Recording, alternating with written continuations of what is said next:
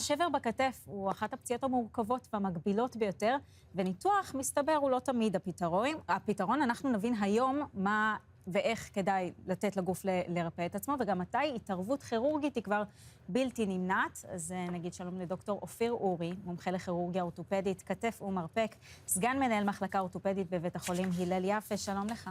שלום. תודה שהגעת אלינו. אז כשאנחנו מדברים על שברים בכתף, תמיד זה לוקח אותנו לפן של הטראומה, של החבלה. יש עוד סיבות, אבל יש שברים בכתף, נכון?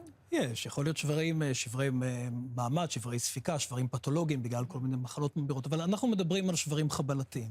נפילה, חבלה, פעילות ספורט, נפילה מגובה, קורקינט, תאונות דרכים, קורקינט חשמלי, זה מאוד באופנה עכשיו, ובגיל קצת יותר מבוגר, נפילות בדרך לממ"ד. לצערנו זה מאוד באופנה. כן, אנחנו מדברים על שברים חבלתיים. בדרך כלל השאלה ממה נגרם השבר, הכאב, הגבלת תנועה באזור של הכתף, בדרך כלל אין שאלה ממה זה נגרם, אנחנו יודעים ממה זה נגרם.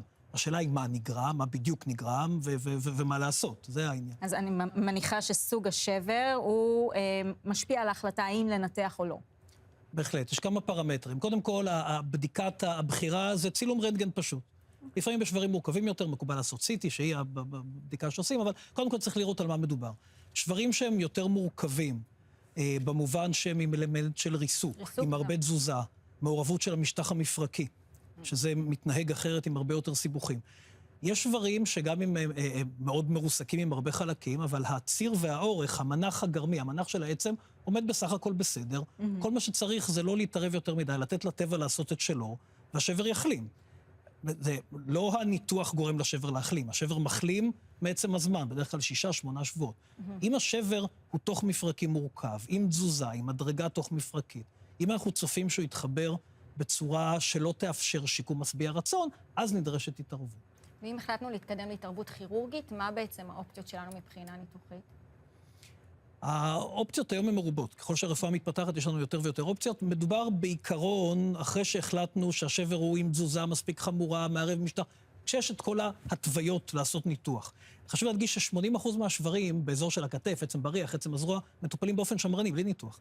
רק ב20% פלוס מינוס מדובר על ניתוח, אבל זה לא עוזר לאינדיבידואל, על המטופל, מטופלת אחרי שנפלו, כי הם לא יודעים בדיוק איזה שבר. צריכים לעשות את הבירור המתאים. כשמדובר על ניתוח, יש שני ענפים עיקריים. אחד זה שחזור וקיבוע. אנחנו קשורים לעצמות שלנו, ואם אפשר לשמור על העצם הטבעית, לשחזר את השבר ולקבע אותו באמצעים שונים. יש הרבה אמצעים רפואיים, על ידי פלטות וברגים, על ידי פינים מיוחדים, אז מקבים אותו, מחזירים למקום ומקבים. וכמובן שחשוב להפעיל הפעלה אמירה. אם השבר הוא מאוד מורכב, מערב את המשטח המפרקי, באופן שלא מאפשר לנו לשחזר ולקבע באופן מספק. וזה לא שאני מרגיש מאוד גיבור, כי יש לי הרבה ניסיון ואני יכול לשחזר והכל, לא. אנחנו יודעים שבייחוד מעל גיל 60, 65, שברים שהם יותר מ4 מקטעי שבר לא מחלימים טוב. יש עניין של הספקת דם.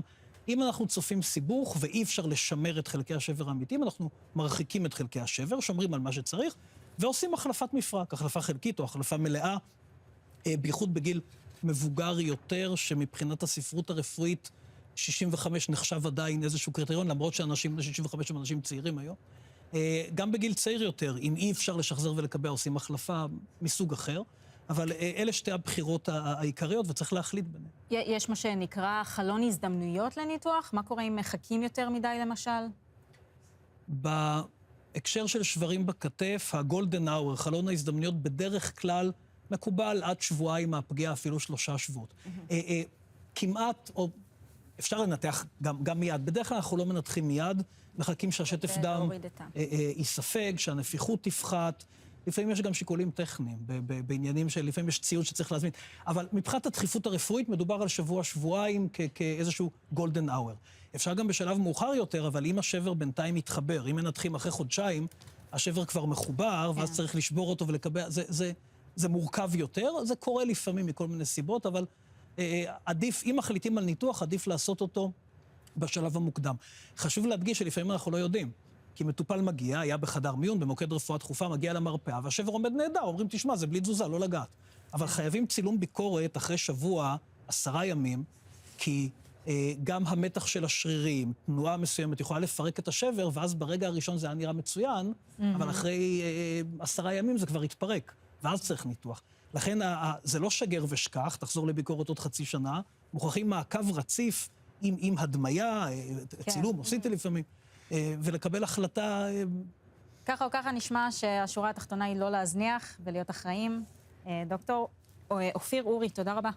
תודה רבה. תודה רבה. 13